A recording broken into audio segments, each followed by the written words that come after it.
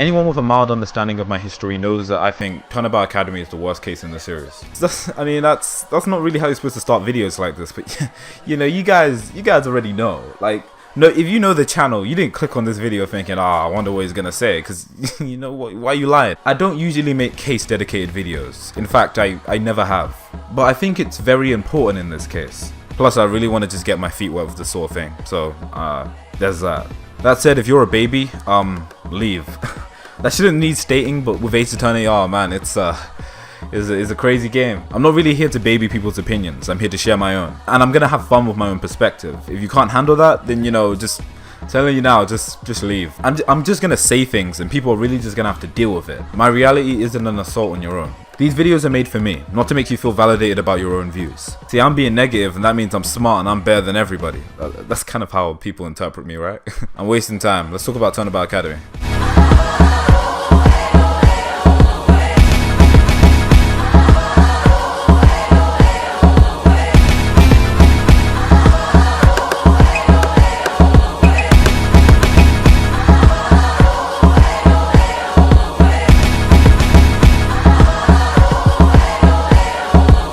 Turnabout Academy is the middle case of Dual Destiny. It's the case where you play as Athena Sykes, learn about a childhood friend and the impact of the Dark Age of the Law. Supposedly. It's almost impossible to talk about Turnabout Academy's problems with its framing without really talking about the encompassing issues with Dual Destinies in relation to Apollo Justice. You've heard it all before, and if you haven't, how? The Dark Age of the Law plotline doesn't really make much sense in the context of the Ace Attorney series, because everything presented within Dual Destinies as being Dark Age were things happening throughout the Ace Attorney series. Forging evidence, shady practices, you know, defense attorneys and prosecutors not trusting each other, you know, none of this stuff is really new. The problem with Dual Destinies is it tries to present all of these issues as not only new, but a problem with the people.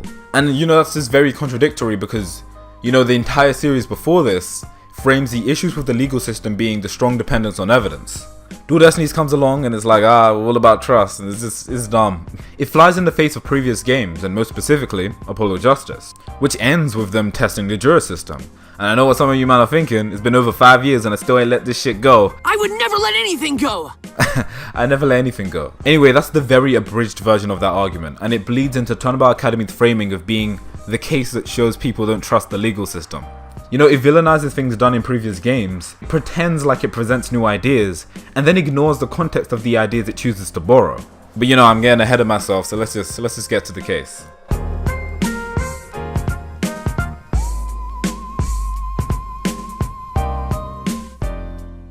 This case is awful. The investigation segment starts with Athena showing up late and Phoenix talking about giving a lecture. And you know, it's very early, but this is the first contextual issue I have.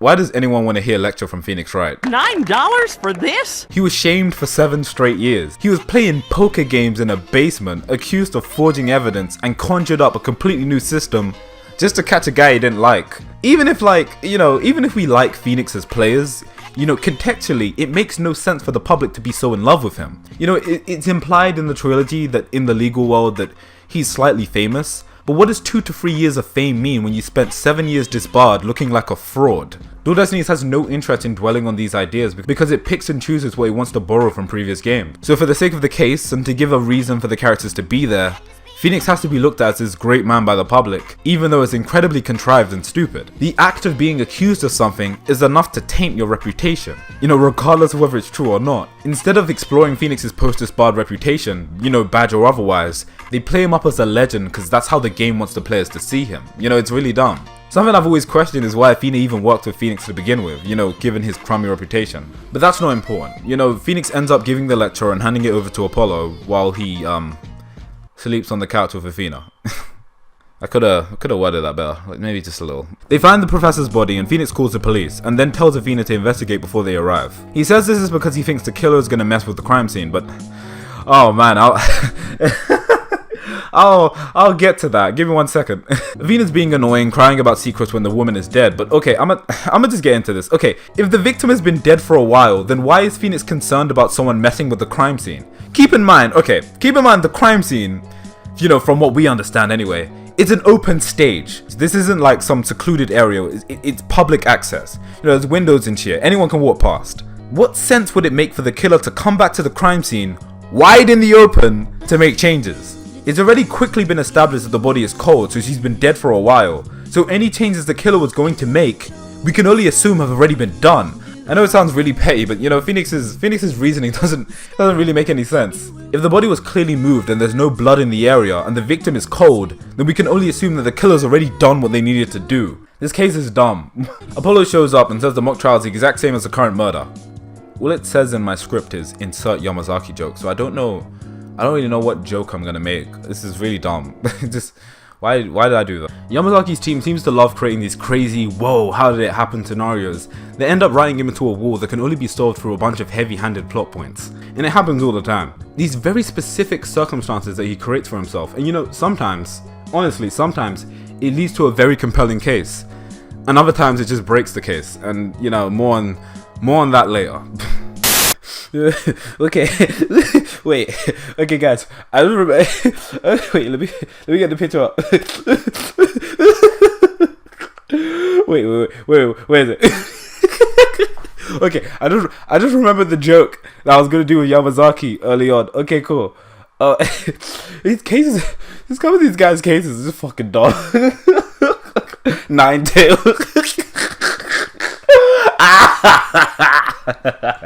We leave the crime scene and we're talking to Junie! I haven't talked about her or any of her friends yet, and there's a reason for her friends, but Juniper, to make a long story short, she's just really boring. Like, her whole character is basically just being shy and crushing on Apollo, and that's basically it. You know, they try to play up this I'm trying to be strong thing, and her friends come through with the dick riding, and it's not that good. I don't mind Robin as much as Hugh. That's all I can really say for day one. There's a random Turnabout Serenade reference in this case, and it's very silly to me. Again, it's picking and choosing what it wants to reference. It's so surreal. And again, more on that in part 2. It's also the case that introduces Apollo's I have a friend problem. This case wants to help set up Apollo's clay problems for later on in the game, but it's just so disingenuous in how it tries to do it. Apollo takes every opportunity to go, I have a friend. Wow, you like the night sky? Yeah, I have a friend that, man, you trust each other. That's beautiful. See, I have a friend. I, the heterosexual Apollo Justice, will be talking about the new female at the office with my friend. Like, it's just kind of like, it looks fucking ridiculous. Clay's inclusion retroactively in Apollo's life isn't inherently an issue, but the way in which they try to implement him in the case is just so heavy-handed. It just makes Apollo look like he has no friends. You know, maybe he doesn't. I don't know. Anyway, after writing off Juniper a bit more, they start talking about their proof of friendship, and it's just really moist, and I'm just gonna ignore it. It's not really that important to the case though, so it's just, like, I don't get why it's a secret. It's kind of dumb. Why the hell does it matter? It also introduces the prospect of Athena hearing discord in people's voices. It's essentially like when Apollo's bracelet tightens up. I'm not really gonna get too much into it here, but I always felt like Apollo's bracelet was implemented way better than Athena's. It wasn't something that he could just do, you know, he had to learn to do it. I've always very much likened its similarities to a poker game philosophy and, you know, watching the man behind the cards. The cards being the testimony and the man, well, being the man.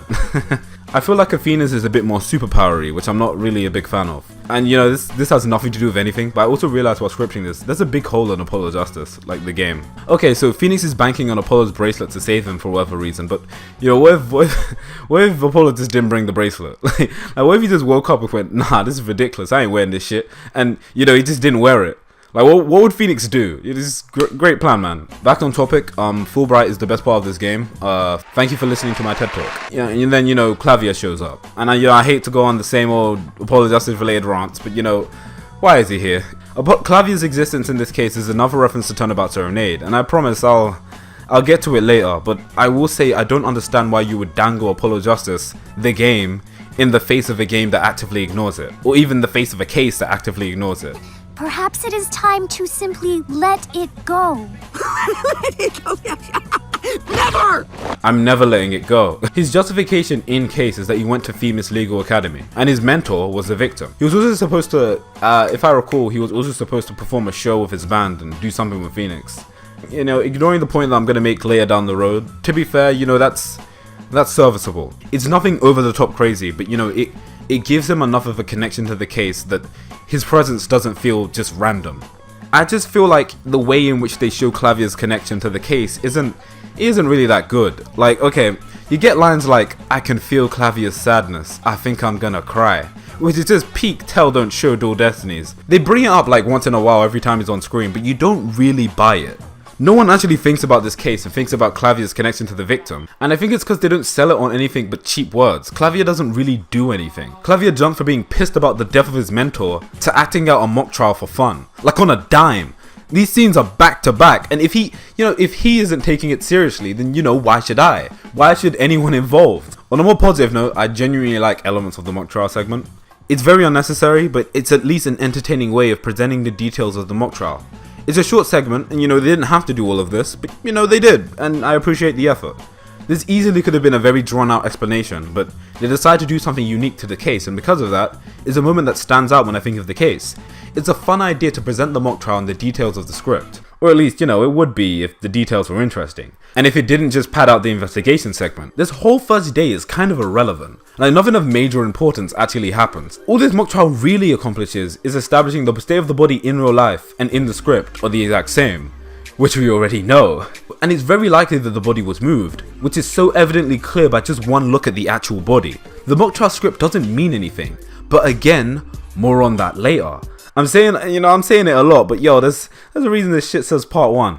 We get a mean scene, I'm not gonna say anything cause there's a lot of interesting elements at play here that are very much ignored. Then they start talking about the Dark Age and fabricating evidence, and Phoenix is just, I'm telling you, this video is long enough as is, just promise me. So we meet Scuttlebutt, and I think there's genuinely some good jokes here. Hand on heart, she's probably the most fun character in the case. That isn't saying a lot, but she opens the door for the case to be comedic. There's some pretty cringeworthy moments with her, but you take what you can get. It's still Destiny's, come on. And I'ma take that back, because the first thing you'd point out when you see her is that she doesn't like Juniper because Apollo goes, my wrist. Scenes like this make me realize just how little importance the bracelet actually serves when done wrong. It feels tacked on, like a bunch of Ace Attorney powers have. Ultimately, it's all done to establish that Mariam doesn't care about what happens to Juniper. But that doesn't require a bracelet. Call it a hunch, but Mariam's character was probably gonna prattle on anyway. And ultimately, what proves that Mariam doesn't care about Juniper is that she reveals that she's a journalist. And then Athena just puts 2 and 2 together with the tabloid article. This has nothing to do with the fact that Apollo said you did a twitchy. I think the bracelet is a cool idea, but it just needs to be more internalized. Apollo Justice, while it wasn't perfect in this regard, it did it a little bit more. When Apollo uses the bracelet, there needs to be a recognition that it doesn't mean anything in isolation. It's what it informs you of. It tells you where to look. In that sense, the bracelet should really just operate like logic. In some sense anyway. But it shouldn't be shamelessly yelled out in a court or to people as some form of evidence. It'd be really just an indicator of what sort of questioning Apollo should pursue. This isn't a case specific issue and isn't a game specific issue. I just feel like it's something I should point out. Whoa, what's that over there? Don't listen to him! What is that? He's just trying to trick you again! It's absolutely nothing! Oh my gosh, no, seriously, I've never. What is that? Is that even a... Don't look! There's nothing over Even there! if one of you looks and the other one's close your eyes. I could go on with Mariam's stupid heavy-handed Dark Age tangent, but I'd be here all day. Ultimately, everything she says is irrelevant and it's another waste of time. This is the first hour of the case and nothing happens. Suddenly something happens and it's a lie and it's a bad one.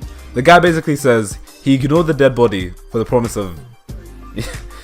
for the promise of pussy. That's pretty much what he says. And these idiots, they all buy it. What really irks me is the fact that Hugh lied about seeing the dead body in the first place. Like, why did he do this? What did he stand to gain? All he does in doing this is connect himself to the body before it was discovered. Not only is it a stupid reason to ignore the body, but it's also a really stupid cover-up because it gives him undisclosed time near the dead body. I know the real reason he did it, but for now just play along. You're gonna hear me say this a couple times, but Hugh is genuinely just an idiot. Robin shows up, yells, fine art, Dark Age, worthless. You hear from Juniper that the owl had blood on it when she picked it up, and that's about it. That's basically it. That's the entire first day, and it really doesn't do a whole lot. After you investigate the crime scene with Phoenix, everything else is just kind of irrelevant. And that's fine to a degree, the first investigation is simply supposed to set up the crime scene, introduce you to some characters, and give you an opportunity to explore the world around you. Turnabout Academy does that, but the nuggets of information it gives you are sidestepped by what the case is really about, the friendship between Juniper, Hugh, and Robin. It's almost in every scene, it's the biggest focus of the first investigation. But the problem is, we don't care. Let me tell you, we don't care. Juniper, Robin, and who gives a fuck, it's just petty high school drama and it wastes so much time, cause... oh my god, just give me a minute, we'll get to it. We're already off to a bumpy start, but who knows, maybe the first trial will be better. Oh my god. You fucking kids! I've got places to be! Okay, so before the trial even starts, we have means spewing this ends justify the means rhetoric, and the game doesn't even try hiding that it's suspicious. Again, I'll save some of this for later, but I will say, They don't do Means any favors by making this all he does throughout the duration of the case. There isn't a single moment in this case where you talk to Means and he doesn't bring this up and isn't met with the same reaction every single time. Hell, Means doesn't even need to be in this scene, but they keep dangling this really obvious thread right in your face that he's the bad guy. And don't tell me that you didn't know, cause you did. All Athena does is sympathize with Juniper, Robin and Hugh's relationship, and whenever Means is on screen, she's always dismissing him. It's obvious, and the game makes no attempt to hide it. More on that later. The trial starts and we don't get an opening statement because Blackwell is Blackwell, and Fulbright gives an opening statement anyway. Okay. So they established that we learned in the investigation that the murder most likely took place in the art room and was relocated to the opening stage. Smooth sailing, not many issues, looking pretty good. And boom, you're hit with this bombshell. Scarbutt's tape recorder records someone yelling, "You're a goner," and they think that's when the murder took place. What? What? Who the fuck yells, "You're a goner" when they're trying to kill someone? And Athena's calling it a death threat, like, what? Also, they say voice print analysis is impossible, but even then, how the hell does Athena not know it's Juniper? But fine, whatever, let's just say there's too much noise, for now, because there's a twist in day 2 and it's terrible and the way they narrow down the potential suspects is a little bit dumb. So, okay, here's the argument, right? They say that all the students in the facility were gathered in the lecture hall, and this is like, you know, crazy, just throwing it out there. What if someone bunked? What if someone signed their name and left? No one even brings up the possibility because we're stuck dealing with these 3 assholes. Also, he brings up that Hugh saw the dead body and just keeps it moving, like it's completely normal. Like, how is everyone believing this dickhead over the tape that says "you're a goner"? But okay, cool, whatever. Just gonna ignore that one. This case is dumb, but Athena's too busy sweating a storm to point any of this stuff out. It takes until pressing every single statement just for Apollo to finally tell her to bring up the point that the killer wouldn't want to draw suspicion to themselves by making the murder the exact same as the script. It's kind of like... Okay, now we're introduced to Scarbutt, which once again, I don't really mind all that much for the joke. It's creative, I like the idea of a shy journalist on the box, and it leads to some fun jokes. You know, if there's something Danganronpa has taught me, is that everything could be worse. Much worse. So we get to the cross-examination, and of course, she's same shit. She saw the body, she kept it moving. This is really dumb. Apparently everyone can just see the body and just keep it moving, and nobody questions anything. Alright, cool. Then Blackwell deprives Athena of a cross-examination because he points out the fact that Scarbutt seeing the body before it was discovered makes her a potential suspect.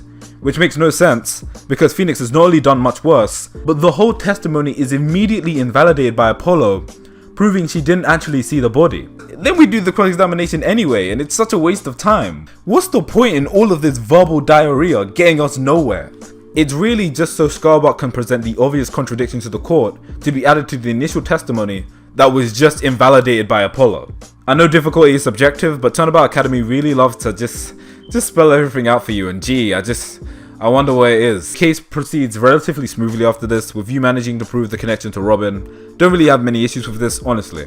I'll say this now if it means anything, I've grown kind of a soft spot for Blackwell. He's not really amazing by any stretch of the imagination, but I think him and Athena have good counters to each other. This could genuinely just be Ace Attorney withdrawal speaking though. Robin takes a stand and here we go again. The Moon Matrix. Garbage. Okay, you can accuse the bracelet of whatever you want. I like it, but I recognize it has flaws. Okay, it's not perfect, you know, it's no Magatama, but Jesus Christ, how come all of these characters let Athena use the Mood Matrix? In the previous case, Apollo was banned from using his bracelet because it's cheating, apparently. Okay, cool. But when Athena goes, "Man, we need a short therapy session," everybody just mindlessly agrees, even though all Athena does with this mechanic is interpret emotions to her own agenda. You know, at least with the bracelet, like it's personal. Apollo doesn't go, "Hold on everybody, I'm gonna use my bracelet to see if the witness is itchy." Athena halts the whole trial and the whole cross-examination process just to use this stupid mechanic, and in universe, everybody just goes along with it because it's the hot new thing. It's a heavy-handed, forced way to make Athena's ability feel useful and important, by making the entire court view it as a necessity. And it's ridiculous when you think about the fact that a previous case goes out of its way to vilify a very similar power. This ain't culture, this ain't Kuraian, this is the same damn court from every previous game.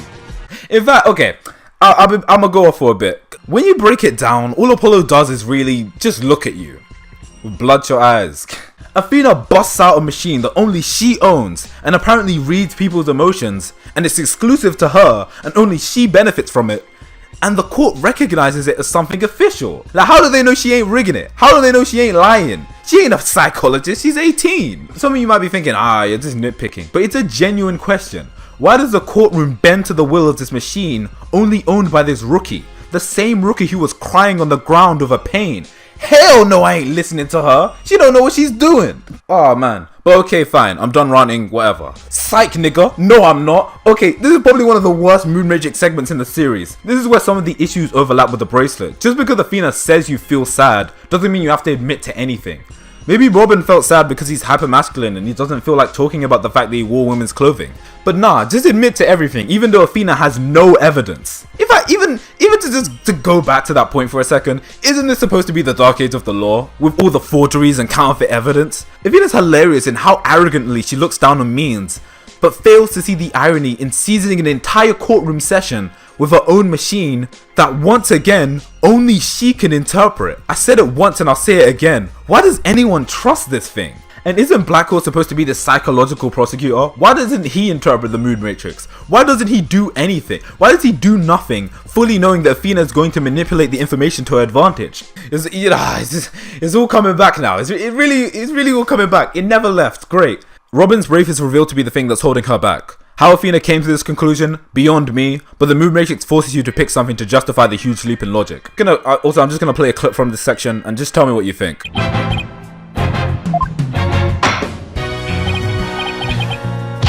Does this not look ridiculous? Like, not in like a quirky, fun Ace Attorney way, I mean in like a, what am I even doing kind of way.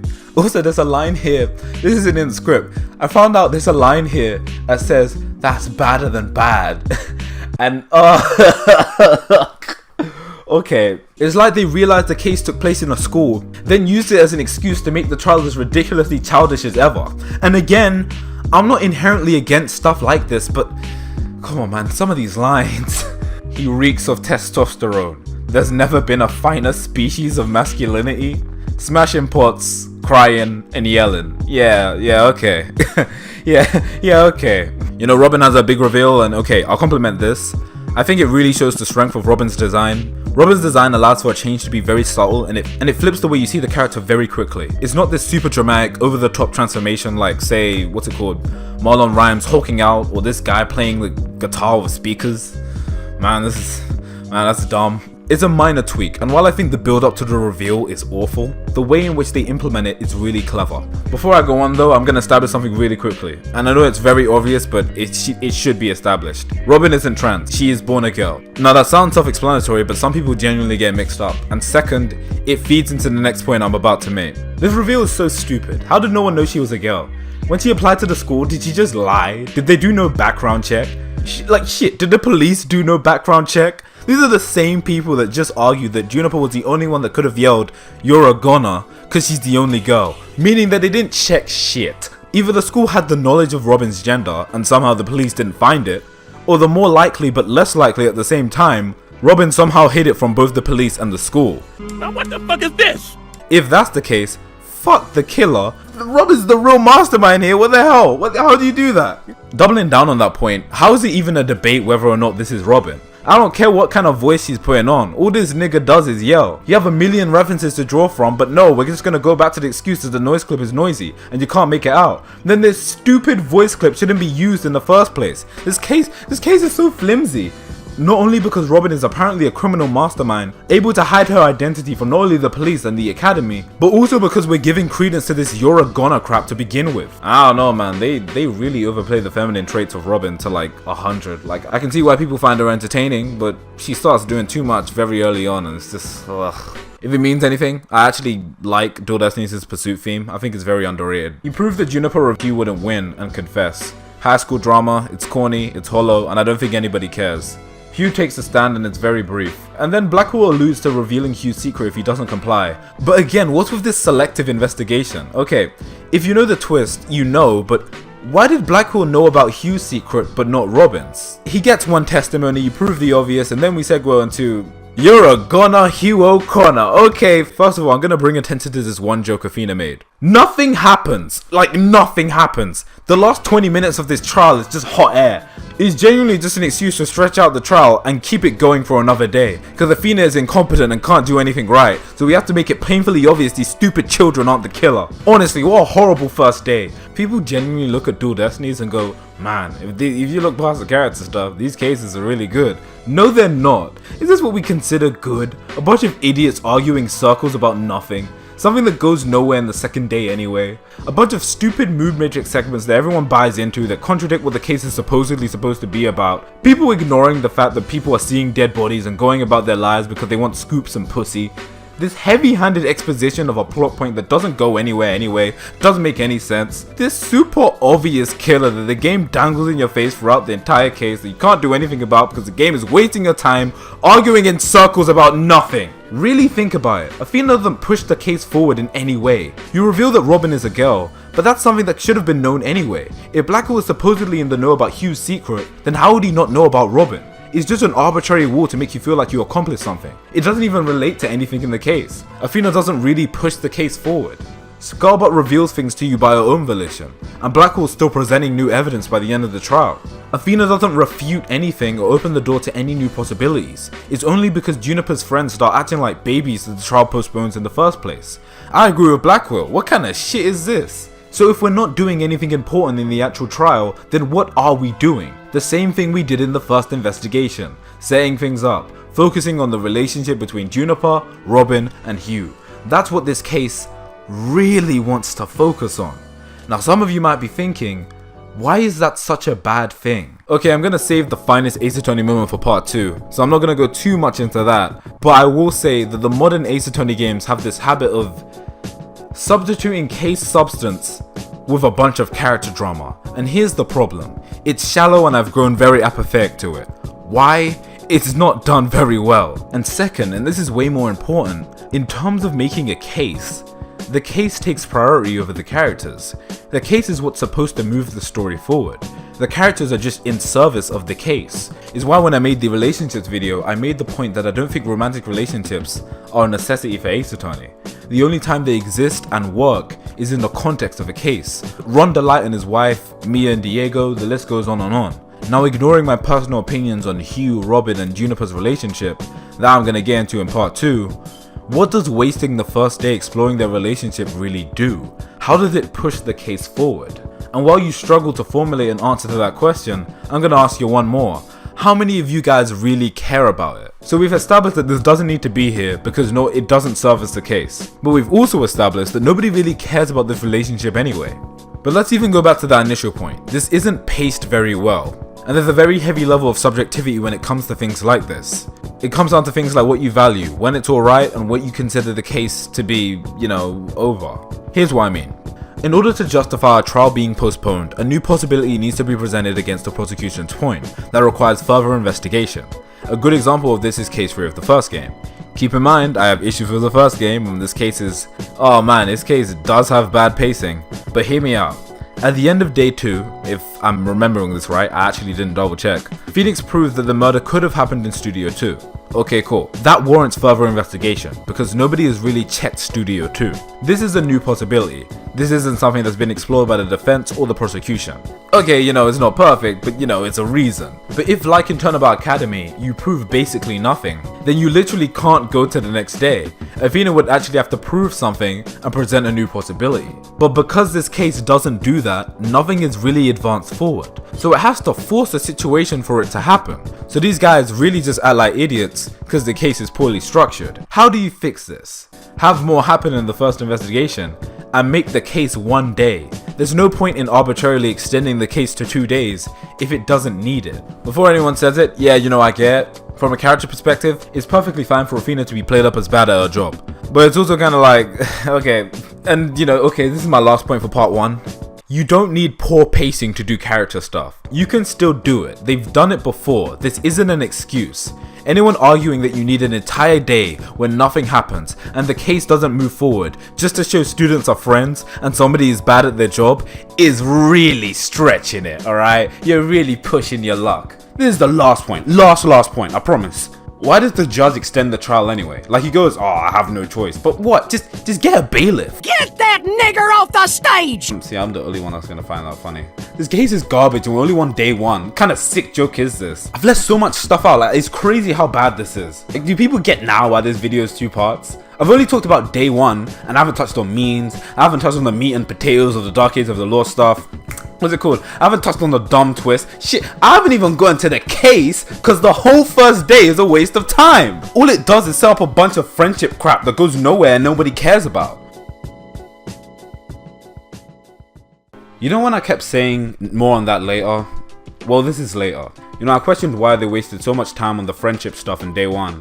You know, why has an entire case been compromised over the relationship between these three characters? From my understanding, it's simple. They're supposed to represent the different aspects of the legal system. Hugh is the defense attorney, Juniper is the judge, and Robin is the prosecutor. They go through some issues, but the idea is cause they trust each other, they'll get through. This is the idea that Dual Destinies is trying to push. That the dark age of the law will end if people learn to trust each other. No tricks, no gimmicks, no forgeries. Now, do the thematics of the case justify what they're trying to know? No, they don't. Not even a little bit. The case is the most important part of Ace Attorney. We often ask why we spend so much time arguing about characters and fan service and drama and so on and so forth. And the answer is very simple. To me, it's because the cases end up being compromised for character a lot of the time. In the newer titles, it really does happen a lot. Now, if you're attached to the characters and what they're doing, then this will obviously not be a big deal to you. But when you aren't, the cracks become a lot clearer. This isn't an effective means of creating cases. Because there's a difference between a good case, a strong case, and a dramatic case. Let's take Turnabout Revolution. The entire first day is pretty much a waste of time. It's essentially just hours of worthless gameplay, and then boom, the finale. But the only advantage is, you get to spend time with Dirk. Now, if you like Dirk, and he's basically just Hobo Phoenix, so then this isn't really an issue to you. Couldn't the orb just be presented to you without all this needless fluff? And the counter argument would be, no. Cause you need to spend time with Dirk for his death to mean anything to Apollo. He wouldn't cry. But that's how do I word this in a nice way? That's a very stupid argument, because it presents the idea of Apollo crying about Dirk's death as a necessity. Ignoring my own opinions about Apollo and Kurain, say it even is a necessity, like an end goal. How natural is the moment if the pacing in the general construction of the case needs to be compromised in order for it to happen? And that's what Turnabout Academy does. It's one of the worst offenders, but is an important point to be made that should be applied to every Ace Attorney case, and I think is an interesting final question. What really, at its core, is Ace Attorney about? Is it about solving cases, or is it about character drama?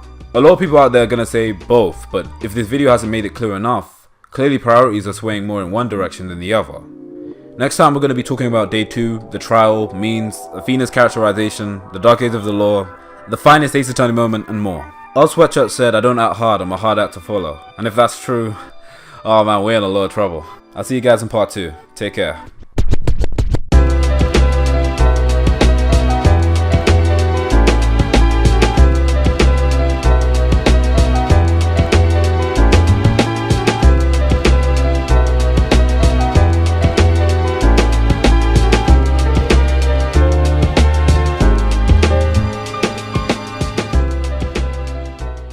You man thought I wasn't coming back. Yeah, I didn't either.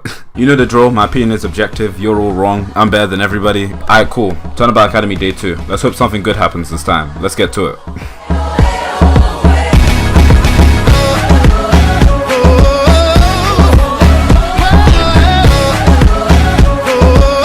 Characterization. There's gonna be quite a few of these. You see, in the last part, I talked about a whole lot of nothing. Not because it was bad, but because it was bad.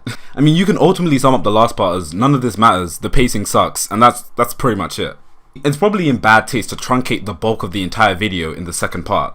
But, that's kind of what the game does, so I'm just saying. Athena's characterization in Turnabout Academy is interesting because it brings about a couple of interesting talking points. The nature of how she's depicted in Dual Destinies, how the game goes about doing it, and a bunch of very obvious talking points that I'm sure you've all heard before. Use the timestamp if you need it. There's no timestamp. Unlucky, I guess you're just gonna have to deal with it. There's very often two very opposing stances on Athena. I like Athena. She's a new rookie in need of development. If we really want to push Ace Attorney forward, she's the only place we can really go. They've done a decent amount setting her up, so she can do it. These very same arguments are very often met with the same criticisms. Athena, again, this character has done nothing but set ruinous trends for the Ace Attorney series. Her character is a derivative afterthought, and her power is nonsensical. She could never carry Ace Attorney, just look at what happened to Apollo. It's both these perspectives that I often do battle with, both with others and even to myself. And until the core of both of these sides are properly addressed, I struggle to see a reality where Athena is truly accepted as the next logical best step for Ace Attorney. But she could be.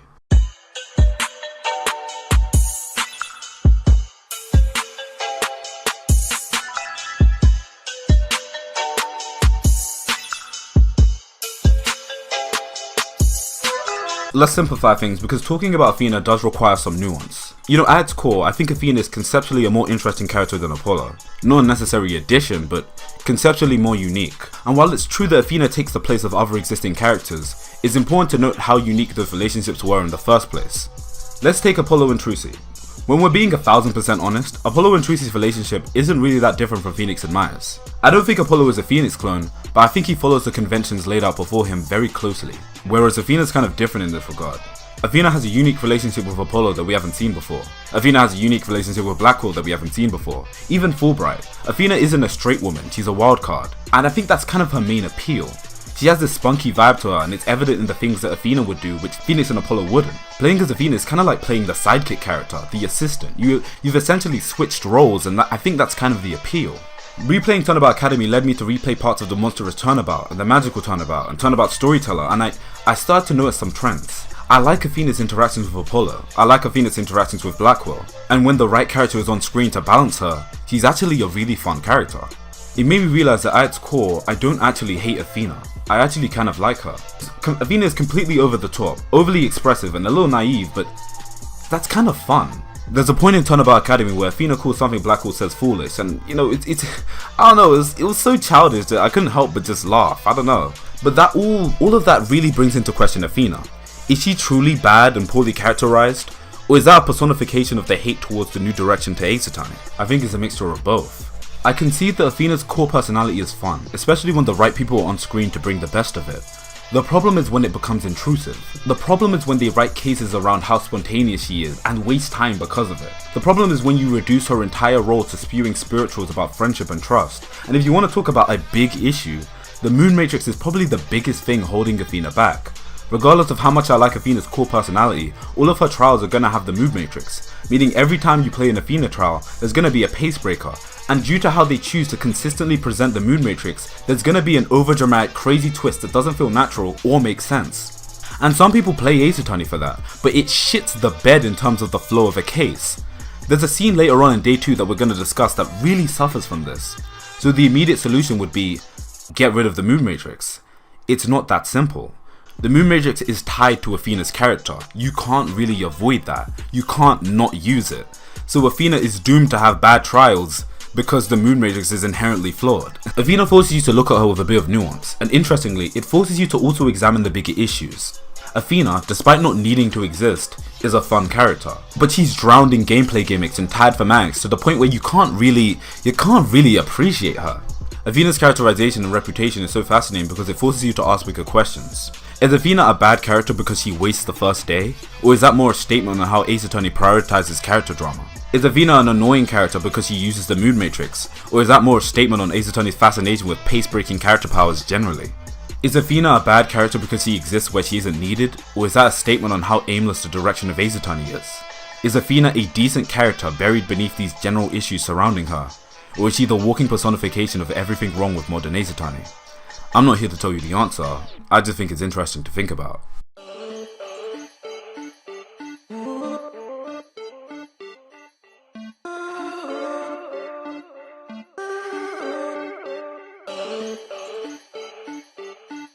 This is another Infosol production.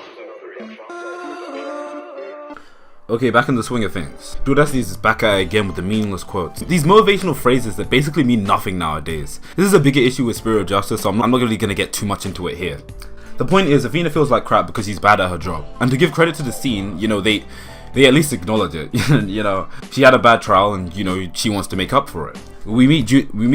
Why did I write Junie? What the fuck? We meet Junie in Means, and Juniper does the logical thing and goes, Athena ain't ready, and I don't want to go to jail because this bitch is arguing about tape recorders for 2 hours. I'm out. And Means does what the game wants him to do, and he yells that he's the killer. I mean, he doesn't do it, but he basically does it. You know, gee, I wonder.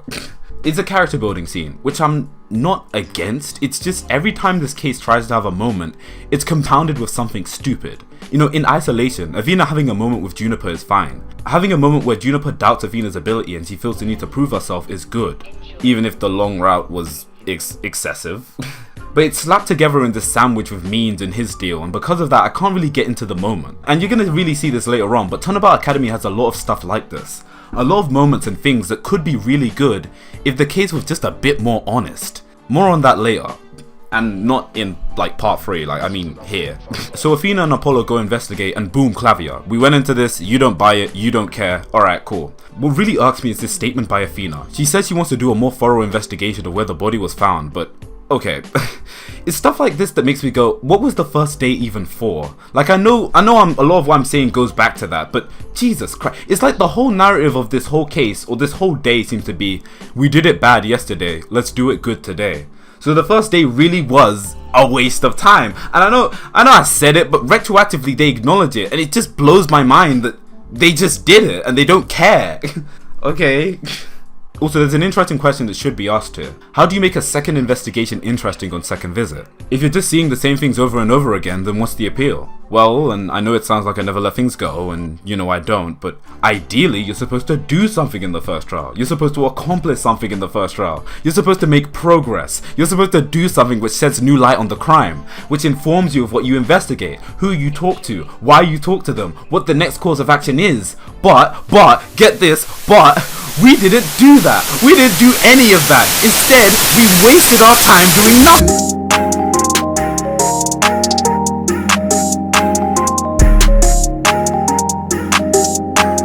I don't know, it's just dumb. It's dumb. Something fascinating to me is how they acknowledge that they overlooked a bunch of broken statues next to the crime scene, and I don't know, that's kind of a big deal, but okay. Because of this, you also get more use out of the 3D areas, and I feel like, okay, how do I word this? I feel like there should be more to do. I know it gets better later on, and I also acknowledge the fact that it can be really tedious to examine every side of a 3D area with the toggle. But yo, I would rather they used it than they didn't. How are you gonna design a whole 3D investigation so I can fetch some miscellaneous rocks? But that's kind of a nitpick though. I like the running joke that Apollo's the one that broke the statues though, that's funny. Assembling the statue isn't a big deal either. It helps that despite my problems with him being here, Clavia is kind of fun to investigate with. Now a lot of this has to do with Apollo's existing relationship with Clavia, but I do think that Athena puts an interesting spin on things. She doesn't know the Gaviniers. I don't know how you pronounce that. What isn't fun is what happens after. Okay, so apparently there's some spare white fragments laying on the ground after. Okay, cool.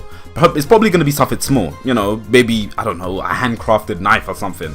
But no, Lady Justice apparently. Those aren't tiny fragments, that's a big ass statue. How do you miss that? Then Athena starts talking about this convenient pole that leads to the art room, and suddenly you know exactly where they're going. If the game let you investigate properly the first time, then all of this stuff would have been found out in the first investigation. It's not even that hard. Okay, hear me out.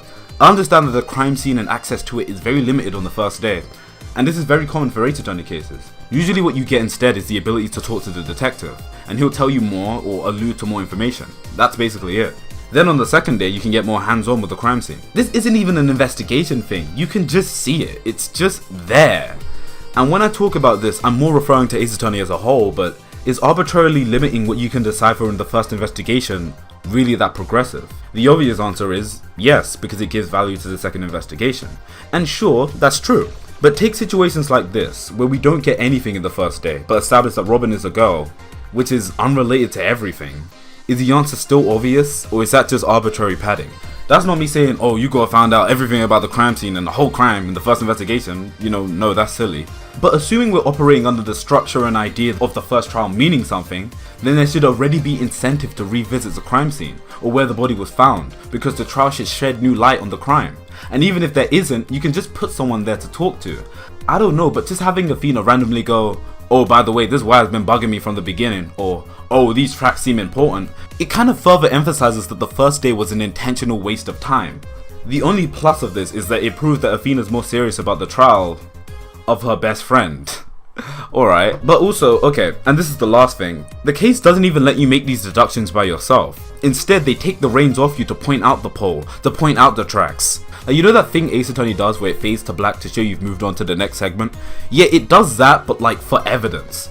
Like, what's the point in designing a 3D investigation environment if all you're gonna make me do is look at a tabloid article and pick up some rocks? There's no excuse, because these are big parts of the case, but they don't even give you the ability to look at these by yourself, because the game doesn't trust you. But maybe if the 3D toggle was designed to do something other than picking up rocks, you know, you could. We get Mariam, and man, I just do not care. You get this line, this is important, remember it.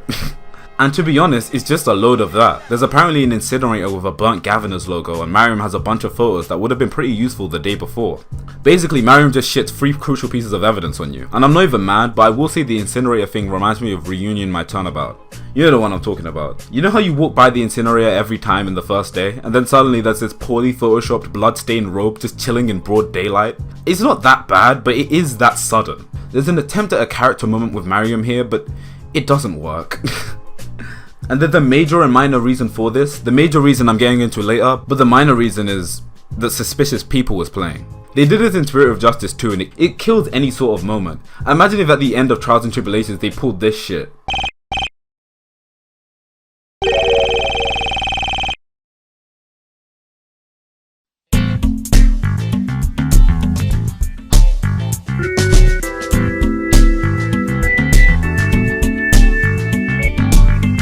Fucking Seinfeld stars play. It's bad, no. We're back with Hugh and there's nothing to do. And they do it again, the whole ends justify the means. This is all they talk about, like throughout the case, and they never stop, and it sucks. It just sucks. I'm gonna keep it real, it just sucks. Not only because you have to sit through it all, but because I can't really talk about it yet. So it seems like I'm skipping over huge chunks of the game. But that's really just because so much of this case is just dedicated to this. How many times?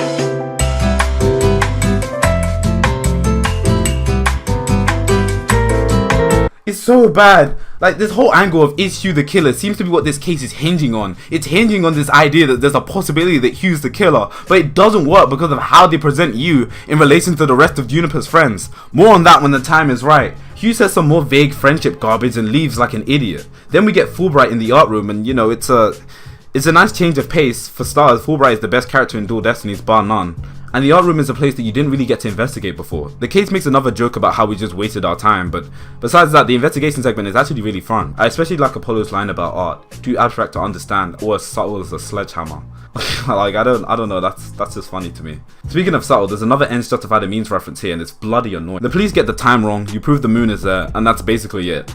It's weird because you end up getting more information out of Mariam than you do the actual crime scene. The moon thing is kind of obvious and was gonna come up in the trial, and the clock, I mean they play out Fulbright as an idiot, so you reach that conclusion. You don't really do anything here. I'm not saying it's a flaw, but when all you have to do is prove something you already know and check a clock, it kinda makes the whole art room segment feel pointless, even if it is fun. Back to Robin, she talks about quitting and I don't care, she talks about means and I don't care, and we're back to this stupid thing of whether Hugh or Robin did it. It's bad. Like, there's no heads or tails about it, it's just bad. Jesus Christ, I'm gonna go off for a bit, right? There's no reason for anyone to suspect these people, at least as players. What the shit? This is still going on. They're still hyping up Hugh and Robin as potential suspects. Anyone with half a brain knows that they blew their entire load with Robin. Mariam's being played up as a joke, so she's not important enough to warrant another testimony. So that just leaves Hugh and Means. And you can't suspect Hugh because... Ugh. Okay, so Robin's barely explaining how she managed to finesse the whole system, and she mentions a snitch. Oh wow, yeah, that's different. A snitch. I wonder how long that mystery will last. Literally the next scene. They didn't do 9. Okay, so we watched the mock trial, and this is one of the many dumb twists in this case. The same tape recorder that we were arguing about for fucking hours, it turns out it was just an extract from the mock trial. What kind of shit? I'm lost. So hold on. Juniper, Hugh, Robin, and everyone else for that matter heard that in the trial. Juniper yelled, "You're a goner," and it's the exact same as the mock trial, and nobody thought, that's suspicious. What a fucking piece of shit case. What the fuck? All it took was a "I didn't say that shit, it's from the mock trial, the evidence is fake." Then we wouldn't have to suffer all that arguing in circles about tape recorders. Not only does it retroactively make the bulk of the first trial pointless, but seeing as this nugget of information was saved for the end of the investigation, it's clear they know this is decisive evidence. But we would have gotten here so much quicker if Juniper just said something about it earlier, or anyone. It's a bad twist because it only works if everyone involved and everyone who has knowledge of this was dumb and decided not to say anything. But seeing as the whole point of Robin and Hugh's character, and even to extent Apollo, is to help Juniper because they're friends, it more comes off like this was an oversight because the case wasn't well constructed. This case sucks. And this has nothing to do with fan service and has nothing to do with previous games so far. It's just a shit case that doesn't think things through. Instead, it tries to sell you a mindless character drama as a substitute for case substance, as a substitute for case logic, and them ham-fisting poorly implemented thematics throughout the case about as subtle as a sledgehammer. And I just remember, they're still saying sole male suspect. This case is a joke. And we ain't even done. We gotta see Juniper. Hey Juniper, why didn't you tell me about the fucking tape, you dumbass? But no, she's still being stupid. And to be fair, so is Athena. And Means is just there. And if I was Means, I don't know, I'd be shitting myself right now. These men have the tape recorder, I'm fucked. Hell, motherfucker, they coming to get me! But all that evidence and all they produce is Hugh. That's all this conversation is, and Means is just here. We even break into a whole perceived section about this. It's so bad. This has nothing. This isn't even on script. It is just bad. Apollo stares at Athena's chest and then she falls in love. Oh yeah, that's it. I'm not gonna harp on this too much, but I never really understood this. This whole crush on Apollo is so irrelevant to anything and everything. This is the closest they get to interacting, and apparently Apollo staring at her chest is how she fell for him. And I think it works about as well as every other relationship they try to sell you on in this case. It's bad. This whole... Alright man, okay. This investigation segment is more statement on how little gets accomplished in the first day. The art room is the supposed crime scene, but nothing important actually happens there, or at least nothing that required you to actually be present. Mariam dumps 3 loads of evidence on you, and Robin shows you the mock trial footage, and even makes things easier by taking away evidence for you.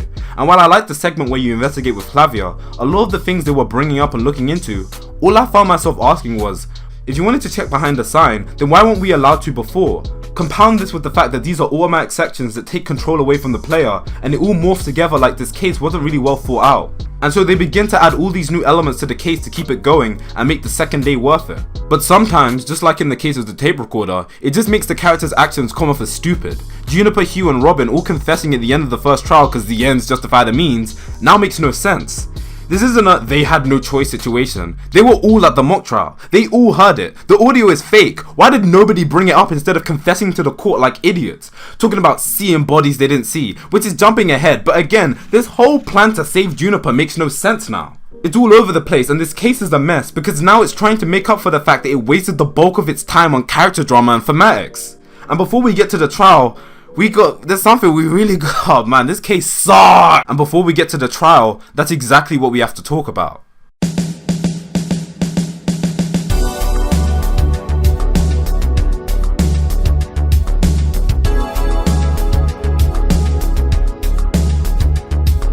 This one has some history, and I'm surprised we're not at the trial yet either, but man, there's a lot to say here.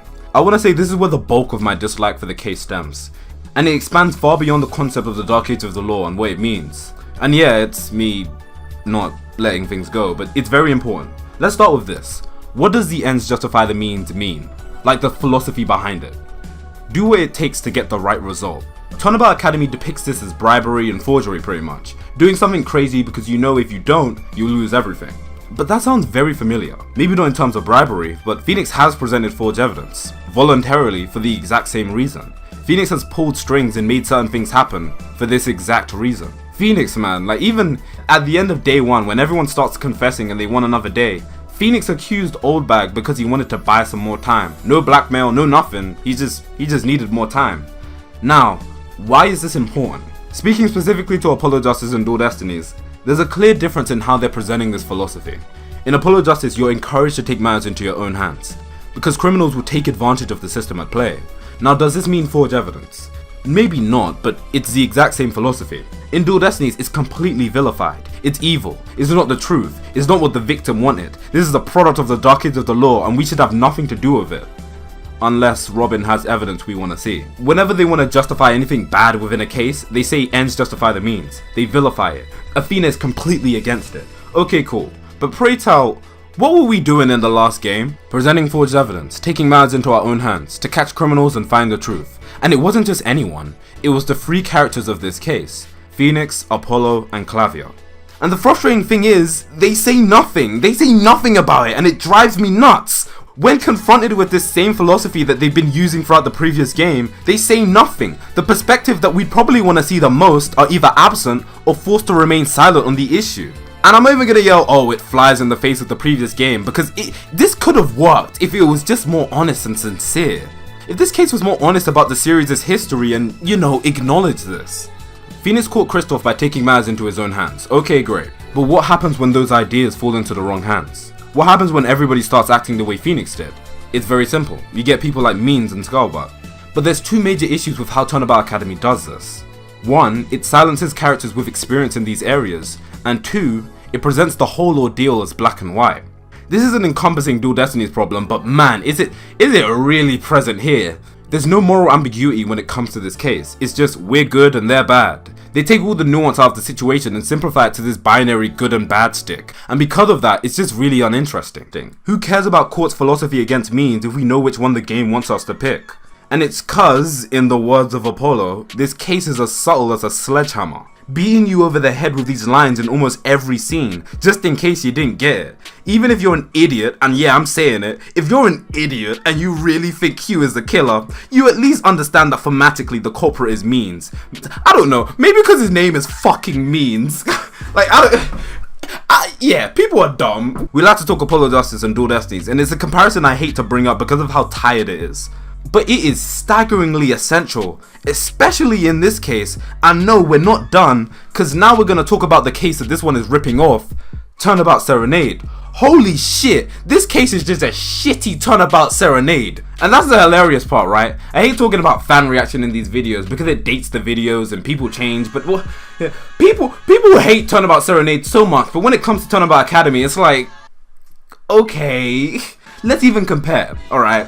They both have performances by Clavier. Apollo is there. Clavier knows the victim. They both follow some form of script. They're both tied to the main legal system commentary of the game. And gee, I don't know, they have the same fucking outfit. There's more similarities than that, but the base case idea is Serenade. And without wasting time with comparisons and the things that Serenade does better, the main thing I want to hone in on here is the selective memory. It's what pisses me off the most about this case. Let's add the cloak but forget the legal commentary. Let's make the case about the legal system too, but ignore what Serenade talks about. Let's add Clavier but not give a shit. Also, does anyone else think these guys are fucking hypocrites too? Like, let's go back to the Means thing briefly. Let's go back to this forgery crap and the Dark Age stuff. Isn't this what these dickheads were doing throughout the last game? Phoenix, Clavier, and even Apollo to a degree. Chatting all this bullshit about Dark Age after they used forged evidence in their trials. Phoenix was making and facilitating it. And not only, oh my god, not only do these dickheads vilify it, but they cherry pick what they want. So like, the simple man says, why is Clavier here? But the wiser man goes, hold on, why did they take the idea of Clavier performing in Turnabout Serenade and the outfit for Lhasa wore in Turnabout Serenade, but they didn't take the actual point of Turnabout Serenade? It's selective, and it's why this case is so disingenuous and dishonest. It's why when I look at characters like Phoenix and Apollo in this case, doing nothing and saying nothing about this ends justify the means philosophy, it frustrates me. It's why when they present this philosophy that was applied in the last game as this black and white good and bad issue, that it's annoying. And what's all this really for? Friendship and character drama? If you really wanted drama, it's not even that hard.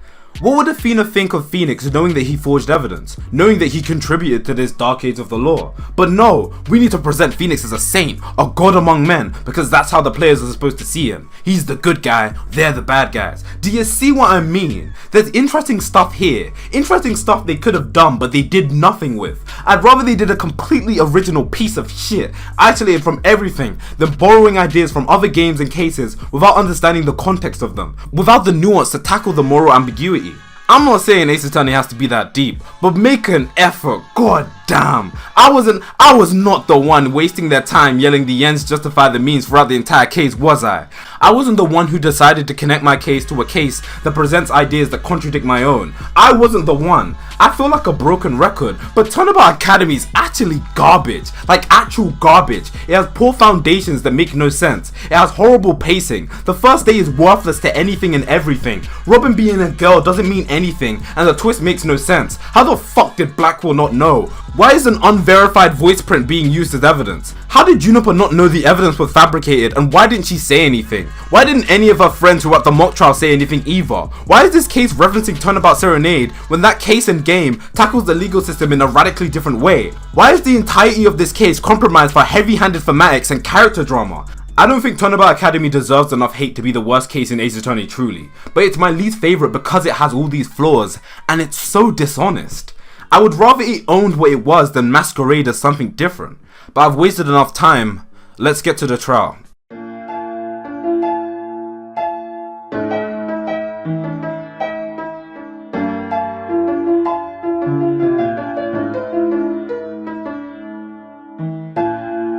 The courtroom lobby section is fine. For starters, there's no means, and also I just like the Clavier, Apollo, and Athena dynamic. It's very underutilized, but I think it's my favorite part of the case.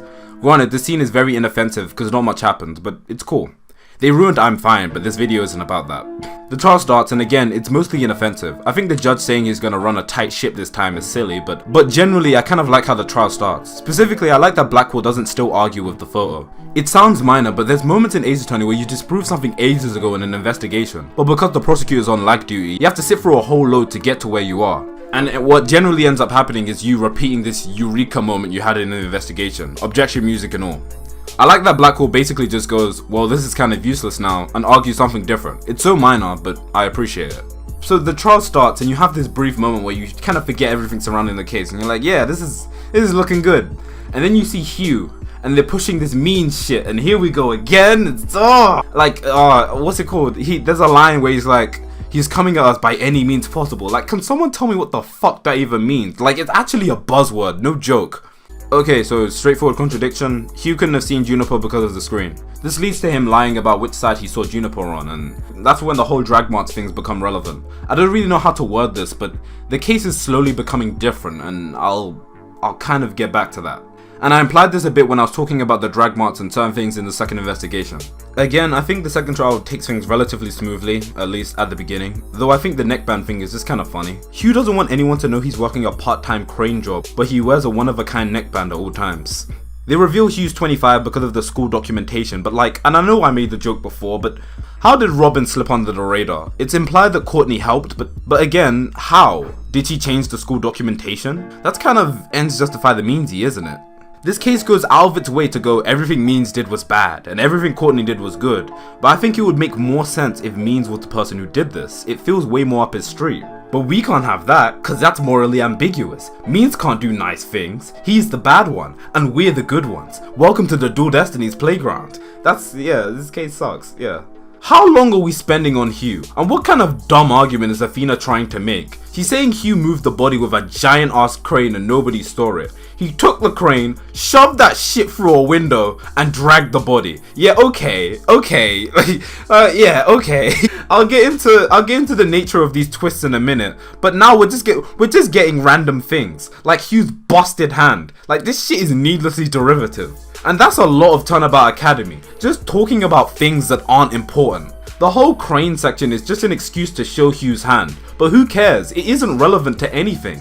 It doesn't tell us about how the body was moved, and the crane couldn't have moved the body anyway. I also find it really contrived how the means in which the body was actually transferred was through the wire, and that Courtney just conveniently fell in the same pose as the mock trial. This is what I mean. This is exactly what I meant in the last part when I said Yamazaki creates these crazy, oh, how did it happen scenarios, where something about the crime and the body is very specific, and in this case, the exact same as the mock trial, and it was just a stroke of luck. Okay.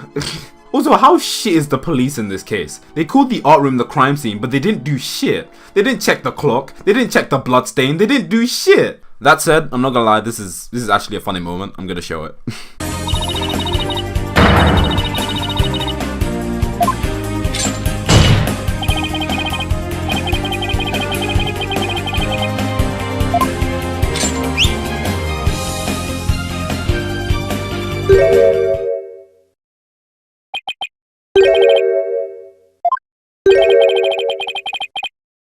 But it doesn't take away from the fact that they retroactively make the investigation sloppy to give Athena a fighting chance. And I understand, the police in Ace Attorney have always been something else.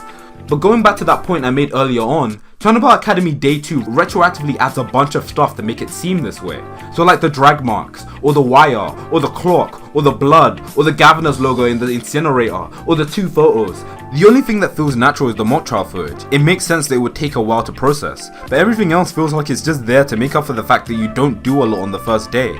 So not only does it feel like I'm tackling a completely different case, but it feels like it wasn't well thought out. We found out Marion put a fucking knife in her script, and Hugh makes the dumbest point in the world. He's arguing that if the body was moved like Athena said, then it would hit the statue. Yeah, no shit, they're broken. All of them are. Athena knows this. Why are we wasting time with dumb flashbacks to shit we already know? We rebuilt the fucking statue, what the fuck? Another thing, back to Hugh lying about seeing the body, which I brought up in the first part. Why the fuck does he do this? Why does no one call him out for this? Instead, we're forced to endure more time-wasting bullshit. I think Blackwall helping Athena to accuse Juniper is pretty cool. In fact, generally I like how Blackwall's traps work in this trial. I just think the way they play it up is a bit jarring.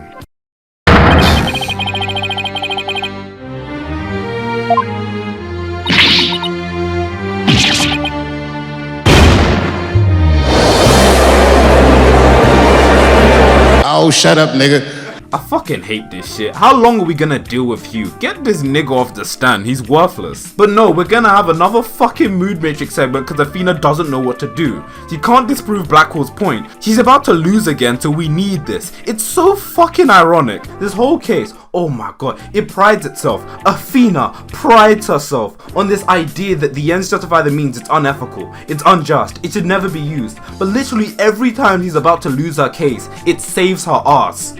She nearly lost the first day, but that mindset saves her. She wouldn't have had access to the mock trial footage if Robin didn't use that same mindset. And if we want to get technical, the evidence with Hugh's blood on the pottery is a product of that mindset. Even now, just about to lose the trial, the mindset is saving her case. What the fuck is this case doing? Because it's not telling me that Athena's methods are just or worth it at all. It's telling me the opposite. It's telling me Athena would lose if it wasn't for all this shit. I'm about to go off because this is important. What the fuck does ends justify the means even mean? It's a buzzword that encompasses anything that Athena doesn't like, but it also means forgery, it means bribery, it means stalling the trial, it means being crafty, it means doing what you need to do to get what you want. But Athena does the same shit. Every time Fulbright shows up, she plays to his love of justice to get information. That's their whole relationship. And to be fair, you know, it's fun. But say when we want to look at Robin doing the same thing for the mock trial footage, apparently that's different. That's ends justify the means. When Scarbutt's vulnerable and they go, let's take advantage of her, that's ends justify the means. It's a fucking buzzword. They use it to encompass so many things that it contradicts itself. And you know this isn't intentional because of what we discussed earlier. Turnabout Academy is presenting this as a black and white issue. It's why Phoenix and Clavia don't talk about Apollo Justice. It's why every time it's brought up, Athena villainizes it. No, the truth is good, whatever the fuck that means. So I repeat, what the fuck is this case trying to do? It's failing at what it's doing. The thing that it compromises the case for, the thing that takes up a majority of the entire case doesn't even make sense. And speaking on contradicting the theme of this case, the fucking mood matrix. Why the fuck are we doing this? Why is Hugh requesting it? What the fuck? My testimony makes no sense, so use the mood matrix to decipher it. What the fuck? This case is fucking garbage. Oh my god. It's so bad. Like, oh, yeah, it's so bad. I'm gonna keep it real. This case sucks. I was genuinely convinced that Trial 2 would be better. I headed into this genuinely thinking, oh, well, it can't be as bad as day 1. It can't be as bad as the investigation. It starts out alright. Fuck me, it plummets. And I really do feel Blackwall here. I would have left too. What kind of shit is this? It's like the writers know this is dumb with no reason for this to happen. End the trial, you lost. It feeds into the moon matrix point again. Nobody objects to it. It's encouraged. In the dark age of the law, in the same case that's villainizing this mean shit, is using something that seizes a trial that only the defense benefits from. But that's not unethical? Like, this case sucks. It sucks. So we have to waste time pointing out the obvious, saying that Hugh's trying to protect Juniper. Yeah, no shit, dickhead. End the trial.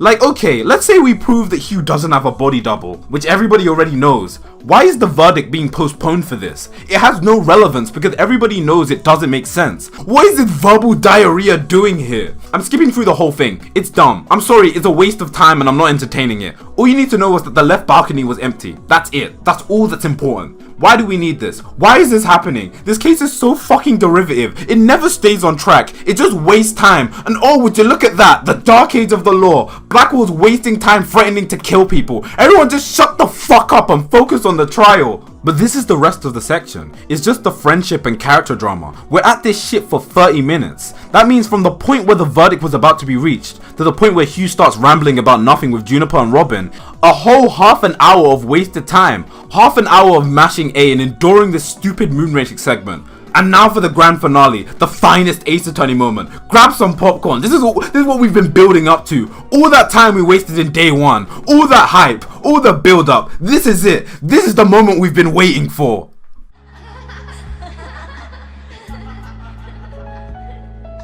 Hugh!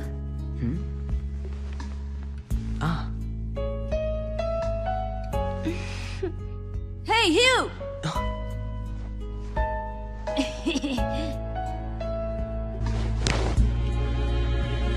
And to think, should have known better than to doubt my best friends.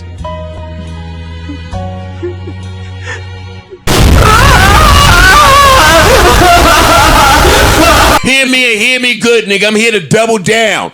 That shit is a 2-pack of ass.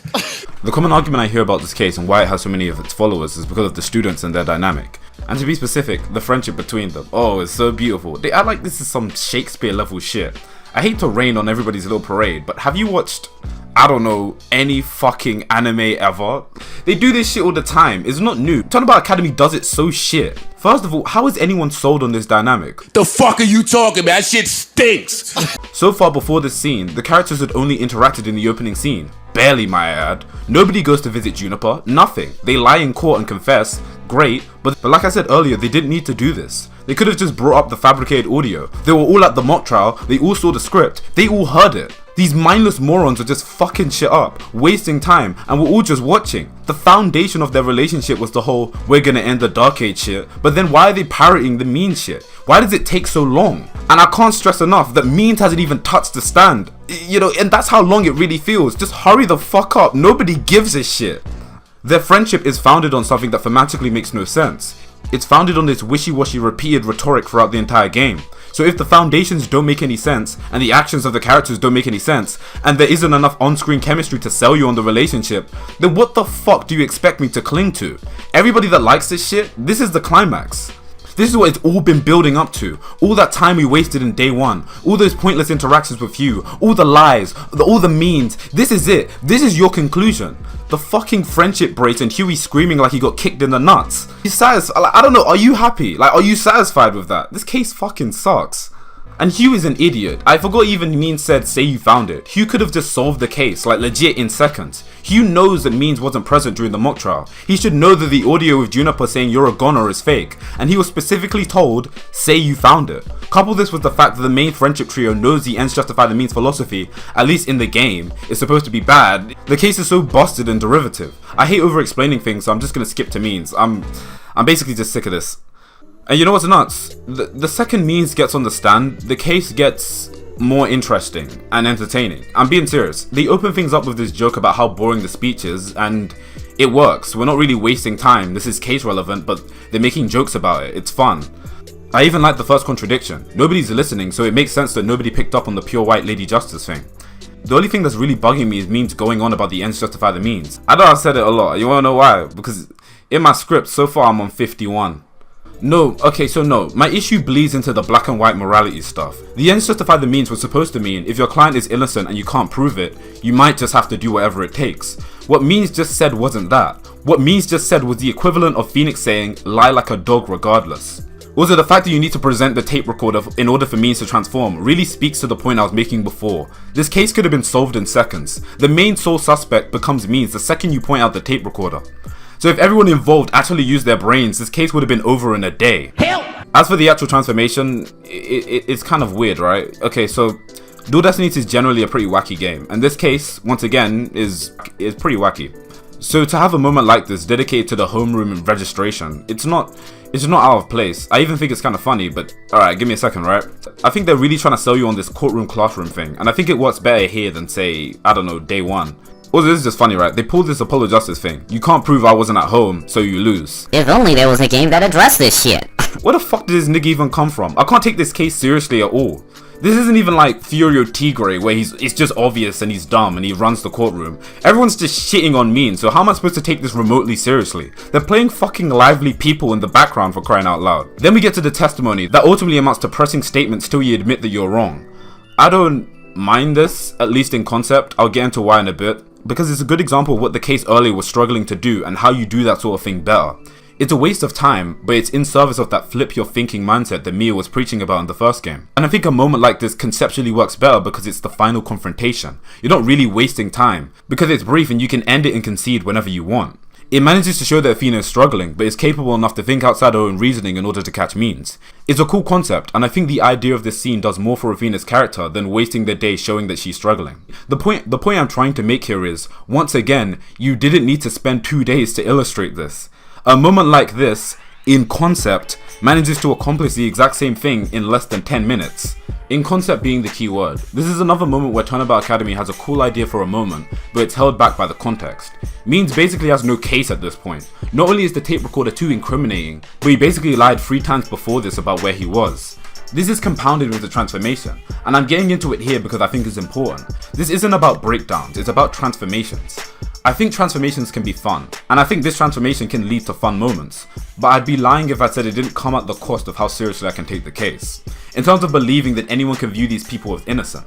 I get it, Dual Destinies is a wacky game, but like the Clavier thing, is this uncanny flip-flop between, man I'm so serious, and yeah let's rock out, this is the dark age of the law, by the way pay attention in class. Is this mood whiplash, and Ace Attorney tends to be really good at this sort of thing, but in this case and a lot of Dual Destinies, it really doesn't work.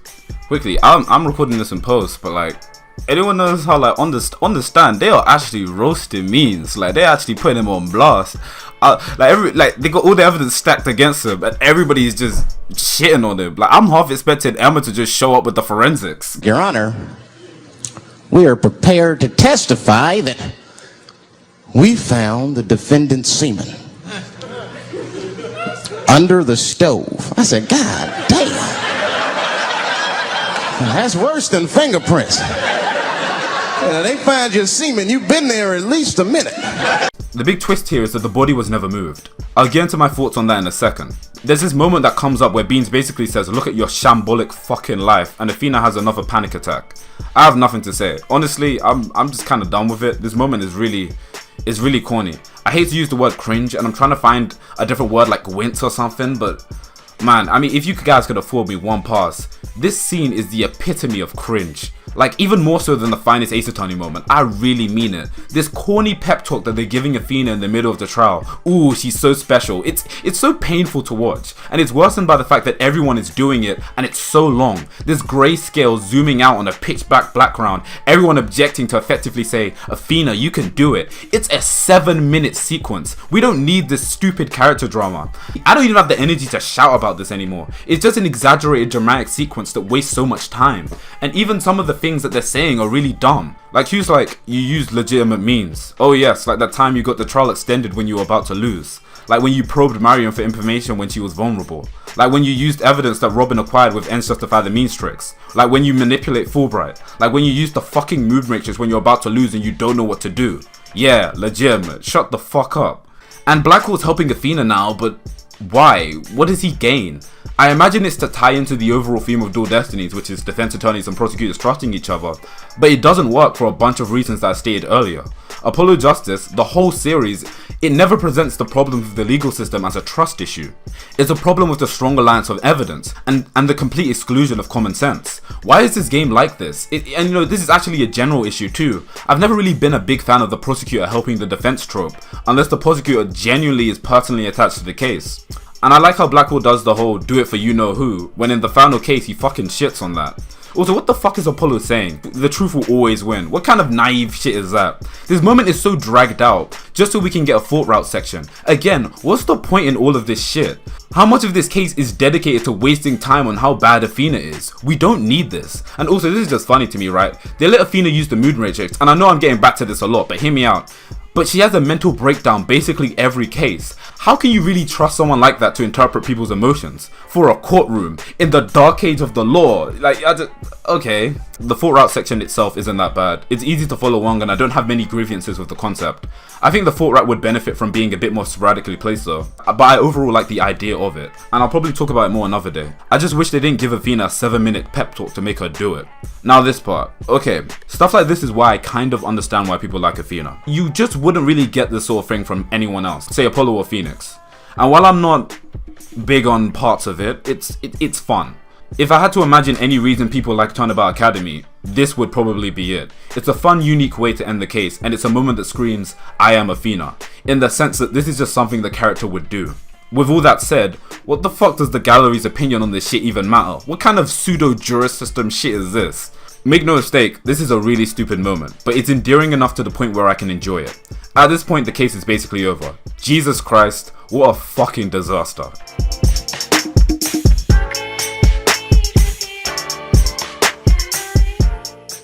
Turnabout Academy isn't frustrating because it's a flawed case. It's frustrating because it could have been a really good one that explores how the same tricks that Phoenix was encouraging in Apollo Justice can be taken to the logical extreme in the wrong hands. One that explores the nuances of teaching upcoming lawyers to deal with the legal system in such a way. A Phoenix does it to Apollo, and Means basically does it to his students. You could argue that the reason Phoenix was invited to the school isn't because he was a legend, but because he has a reputation with forgery. You could have had Athena still be completely opposed to this mindset and disagree with how Phoenix went about doing things, even though he was disbarred. You can create a conflict there. If you like character drama, I think that would have been way more fascinating. It would have made Athena stand out as not only a more independent character, but create a more interesting dynamic between Athena and Phoenix. Earlier in this video I said Athena's interactions with Apollo and Blackwall are really good. I don't really like Athena's interactions with Phoenix. Whenever they're on screen together, they're kind of boring to me. And I think this is the case where you could have made it interesting. If Means is the logical extreme and Athena is the moral high ground, Phoenix can be somewhere in the middle. I imagine there's this stigma that I don't like character drama, and if it has nothing to do with the case then I don't care. That's not true. I am a sucker for character drama, because I do really like these characters, but the drama has to do two key things. One, it can't be intrusive to the pacing of the case, and two, it actually has to be interesting. I'm sorry to say it, but friendship and trust isn't that interesting. It's pretty bare bones actually. Especially when the relationship is so underdeveloped. Turnabout Academy pulling this black and white morality card is just shallow and shows there wasn't much thought put into the concept. And that's kind of how I feel to this whole case as a whole. It feels very effortless at points. Like these characters that the case is constantly compromised for aren't even that interesting. Juniper is a perfect example. I don't know anything about this girl. Outside some very basic stuff, I feel like I know more about Hugh than I know about Juniper. And Juniper is in 3 cases. Robin flips between gender stereotypes and I don't see how that's inventive or creative. And while Hugh does get a majority of the spotlight, again, it comes down to the cost of the case. Not only because of his poorly paced mood matrix segment that has no reason to exist, other than setting up the finest Ace Attorney moment as opposed to pushing the case forward, but also because the drama between the characters can be easily resolved if Hugh had more than one brain cell and figured out the tape recorder was forged. So not only does the drama between them feel forced, but their characters don't stand enough on their own to make them interesting. Even Robin's whole parenting deal was compromised because at the end, she decides to become a prosecutor anyway. And don't even get me started on Means. Until Ace Attorney integrates dating sim-esque mechanics, which I actually think, you know, the series might benefit from at this point, but that's a video for another day. It can't possibly keep doing this and wondering why the cases are bad. Pacing of these 3D games is getting progressively worse, wasting more and more time on backstory and character drama. But that's not to say Turnabout Academy doesn't have good things about it. Replaying this case made me appreciate some things that perhaps I was too close-minded to admit to myself before. For instance, I grew a bit of a fondness for Athena. Athena is a complicated character to like because in an instant, she can just turn on you with something really bad. Mood matrix, breakdowns, corny lines, the works. But when the right pieces are in place, and I ignore how she should have never came into existence, I really like the unique energy she brings to Ace Attorney. She's a sidekick gone main character, and I think that's the appeal. The problem is more how much you have to ignore to really appreciate Athena. Even saying I like Athena now comes with this big asterisk, because there's so much baggage holding her down from becoming the great character that I think she could be. And it's why despite the fact that I now understand the appeal, I still think she doesn't deserve her own game. And even if she got one, it would probably be bad. Blackwell's fun in this case more so because he recognizes how stupid a lot of the moments are. A highlight for me being Blackwell walking out on the Hugh Mood Matrix segment, but that's more self-aware than anything. This is an encompassing Blackwell issue, but I just wish he'd interact with the Mood Matrix more. They sell every prosecutor on these magic powers and gimmicks now, and while Nayu is absolutely stupid, Blackwell could have actually worked in the context of Dual Destinies. You know, he's supposed to be the psychological one, right? So why doesn't he interpret the Mood Matrix? Then instead of being a reflection of Athena's interpretation, it becomes a more balanced argument. You know, befitting of the game semantics of trusting each other. The reason they don't do this is because it reveals a glaring flaw of the Mood Matrix, and how flimsy it is to use emotions as arguing points. Do you ever notice how whenever Athena says, "This is why you feel this way," the witness just kind of agrees?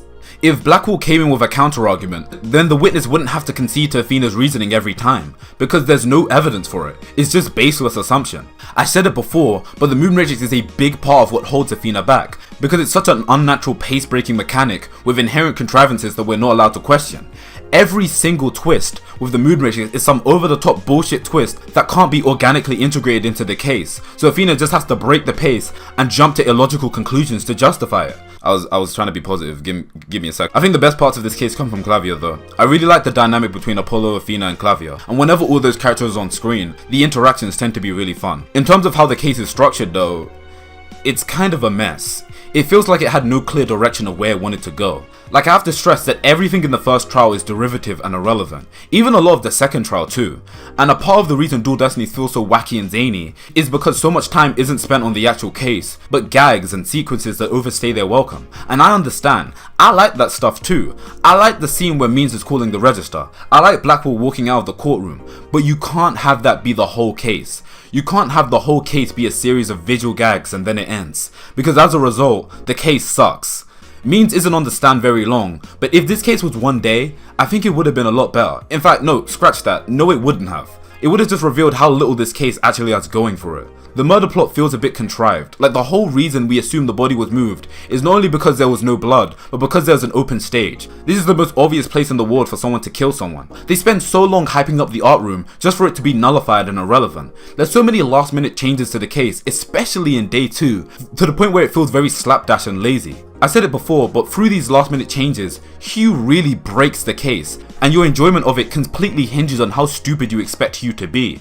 The case is thematically busted and doesn't make any sense. The pacing is horrible, and you know, there isn't really much to say here. It's just really a bad case without many redeeming qualities, and it personifies a lot of what's wrong with Ace Attorney. And I want to end this video with something more positive, but I can't. But you know, I can try to. Replaying Turnabout Academy gave me a new appreciation for the character of Athena, and to be honest, I didn't really imagine that would be possible. This whole sidekick gone main character deal really adds something different to spice up the traditional Ace Attorney trends. But the idea can't flourish if she's constantly tied to things holding her back. I'm no longer speaking as someone who dislikes Athena and wants the series to move on from her. I'm speaking as someone who appreciates what she brings, but recognizes that in its current state, she can't really thrive. Not if the series is so caught up in pace-breaking mechanics and character drama.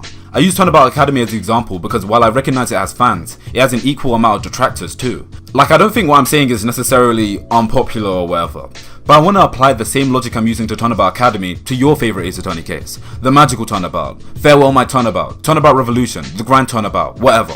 I'm gonna tell you guys a little story about this boy that played Ace Attorney 11 years ago.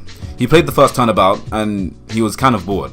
He didn't care about Mia, he didn't find Larry funny, and he didn't find anything about the game that interesting, and he was planning to drop the game when he got to the first cross-examination. And then something clicked. The time was inconsistent. He presents the evidence, and just like that, he was hooked forever. That's how he got into Ace Attorney. It wasn't heaps of backstory, it wasn't finding out about Phoenix's dad. It was the thrill of finding the contradiction and solving the crime and catching the culprit. That boy was me, and I'm willing to bet that that was a lot of other people too. Sucked into this series by the thrill and growing to love the characters with time. Spending countless nights on my couch, getting stuck on testimonies, cracking my brain trying to find the answer, refusing to look up the answers out of pride, and when you finally find the answer that you've been looking for, the feeling of gratification the game rewards you with made it so worthwhile every single time. But in the modern era, when we have trailers dedicated to specific characters and powers, where we've almost gone tropey with these motivational phrases that mean the exact same thing, where the desire for Ace Attorney 7 isn't for a brand new world, a new perspective and new cases, but to see an arbitrary family reunion, I don't think that's what the people in charge or the people consuming the series really care about anymore. I asked this question at the end of part 1, and I'm gonna ask it one more time. What, at its core, is Ace Attorney really about? Is it about the cases, or is it about character drama? And which one is designed to supplement the other? Because if Ace Attorney truly wishes to improve, then I think it's time Ace Attorney starts asking itself the same questions.